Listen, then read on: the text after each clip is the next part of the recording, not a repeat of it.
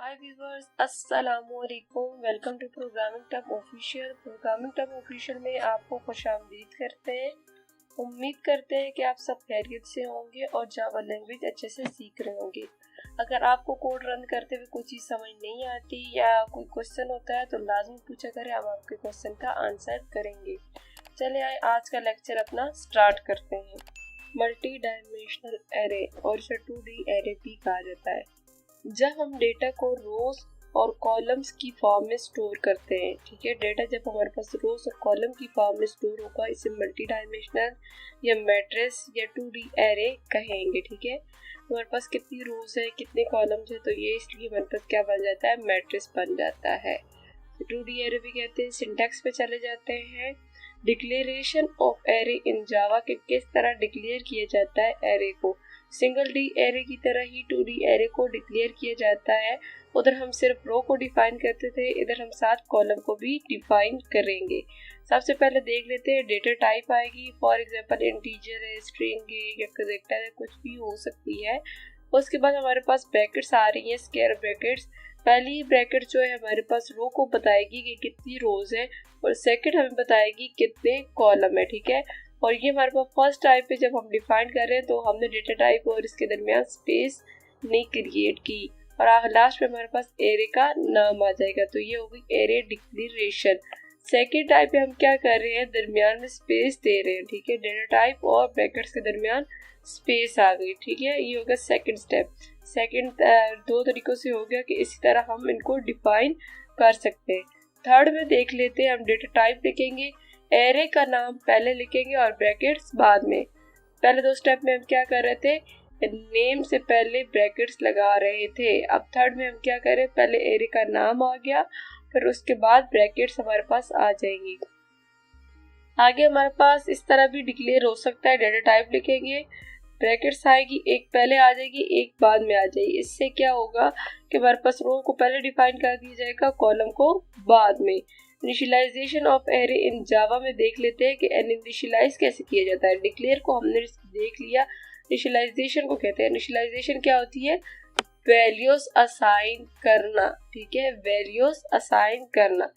देख लेते हैं, डेटा टाइप आएगी, डेटा टाइप के साथ हमारे पास क्या आ गई, ब्रैकेट्स। ब्रैकेट्स आ गई, ब्रैकेट्स के साथ एरे का नेम आ गया। उसके बाद पहली ब्रैकेट्स के हमारे पास कर्ली ब्रेसेस है, तो ये फर्स्ट वाली जो होगी रो के लिए होगी, उसके बाद जो इसके अंदर होगी वो कॉलम होंगे। तो देखिए हमारे पास फर्स्ट वाली इधर से लेके इधर तक है, तो इसमें कितनी रोज है, 1 2। कितनी रोज हो गई, 2 रोज है। और कॉलम कितने, 1 2 3, तो 3 कॉलम, 2 रो 3 कॉलम। तो ये हमारे पास क्या हो गई, 2D एरे हो गई। इसमें रोज और कॉलम की फॉर्म में डेटा होगा, वो हमारे पास कौन सी होगी, मल्टी डायमेंशनल, 2D एरे या मैट्रिक्स। ठीक है, इनको ये तीनों नाम दिए जा सकते हैं।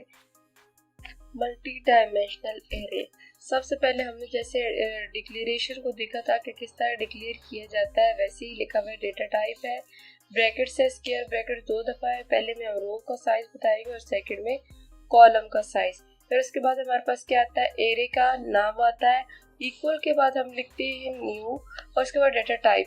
डेटा टाइप इधर अगर एंड है तो इधर भी एंड होगी। फिर स्क्वायर ब्रैकेट्स के साथ हम लिखेंगे रो का साइज की कितनी रोज होगी। फिर उसके बाद जो ब्रैकेट्स आएंगी उसमें हम कॉलम का साइज लिखेंगे कि हमारे पास कॉलम का साइज कितना होगा, कितने कॉलम हमारे पास होंगे। आगे एग्जांपल बताई गई है। सबसे पहले हम देखें, डेटा टाइप इंट लिखी है, ब्रैकेट्स आ गई, एरे का नेम, फिर इक्वल टू न्यू कीवर्ड है और एंड। दोनों डेटा टाइप हो गई सेम। तो हमारे पास 2 2 है, तो 2 का मतलब है 2 रोज 2 कॉलम्स। तो 2 रोज 2 कॉलम हमारे पास बन जाएंगे। और फिर हम इनको क्या कर रहे हैं, ये हमारे पास हो गई डिक्लेरेशन। अब हम इनको वैल्यूज असाइन करेंगे। ठीक है, 0 रो 0 कॉलम। ठीक है, 0 रो 0 कॉलम पे हमारे पास आ जाएगा 1, 0 रो फर्स्ट कॉलम, तो हमारे पास आ जाएगा 2। तो ये हो गई पहली रो। पहली रो में कितने कॉलम है, 2 कॉलम्स है, तो पहला कॉलम दूसरा कॉलम। ठीक है, अब हम चले जाते हैं दूसरी रो पे। दूसरी रो कौन सी होगी, 1।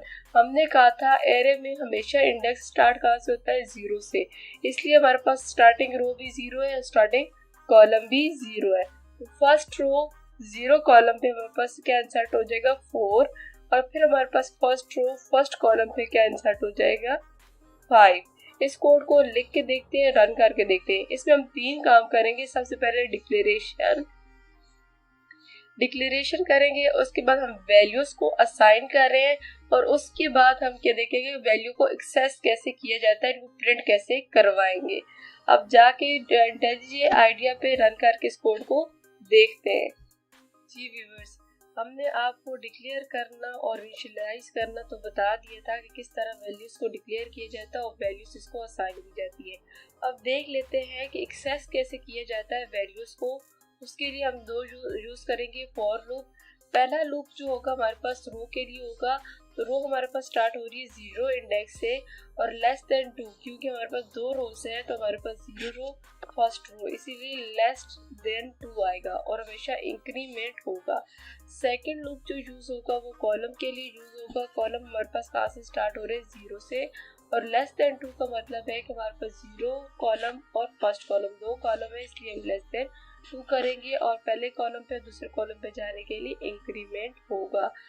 आउटर लूप जो होता है रो के लिए होता है और इनर लूप जो होता है हमारे पास कॉलम के लिए होता है। फिर हम क्या कर रहे हैं, एरेस के अंदर स्पेस इंसर्ट करके वैल्यू को प्रिंट करवा रहे हैं। हमारे पास 0 रो 0 कॉलम पहले आएगी, फिर 0 रो फर्स्ट कॉलम आएगा, फिर हमारे पास कंडीशन फॉल्स हो जाएगी तो हम आउटर लूप पे चले जाएंगे और आउटर लूप पे दोबारा हम 0 से स्टार्ट लेंगे और फर्स्ट रो 0 कॉलम से स्टार्ट लेके इनको प्रिंट करवाएंगे। अब कोड को रन कर लेते हैं, कैसे लूप चलेगा ये भी आपको बता देते हैं। फॉर एग्जाम्पल हमारे पास देखिए फर्स्ट सबसे पहले इनिशियलाइजेशन हुई, आई की वैल्यू हो गई 0 लेस देन 2, कंडीशन ट्रू है तो हम इसके अंदर जाएंगे j इक्वल टू 0 रो तो हो गई आई से।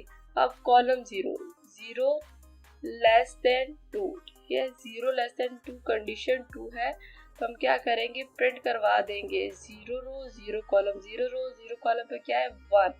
उसके बाद इंक्रीमेंट हुआ तो इंक्रीमेंट की तरफ हुआ जे किसके लिए, कॉलम के लिए, तो हमारे पास 0 रो फर्स्ट कॉलम, तो इस पे जाएंगे, इसको प्रिंट करवाएंगे तो हमारे पास क्या प्रिंट हो जाएगा 4। उसके बाद जब दोबारा इंक्रीमेंट होगा तो हमारे पास वैल्यू हो जाएगी 2 लेस देन 2, कंडीशन क्या होगी फॉल्स, तो हमारे पास इसके अंदर ये एग्जीक्यूट नहीं होगा। हम किधर चले जाएंगे, फ्लो किधर चला जाएगा इधर, तो आई की वैल्यू में इंक्रीमेंट हो जाएगा। आई की वैल्यू में इंक्रीमेंट होके क्या आ जाएगा, पहले 0 थी अब क्या हो जाएगी 1 हो गई, तो इधर कंडीशन चेक की 1 लेस देन 2 कंडीशन ट्रू। फिर इसके अंदर जाएंगे, अंदर जाके जे को दोबारा 0 करेंगे, 0 होगा, 0 लेस देन 2 कंडीशन ट्रू है तो हम इसकी वैल्यू प्रिंट करवा देंगे 1 रो 0 कॉलम पे हमारे पास वैल्यू क्या है 0, ये प्रिंट होगी। इसके बाद दोबारा जे में इंक्रीमेंट होगा तो 2 हो जाएगी, तो 2 पे हम क्या करेंगे 2 लेस, इस तरफ 1 हो जाएगी, ठीक है, 0 थी तो 1 हो जाएगी, 1 लेस देन 2 तो हमारे पास 1 रो 1 कॉलम पे वैल्यू 6 प्रिंट हो जाएगी।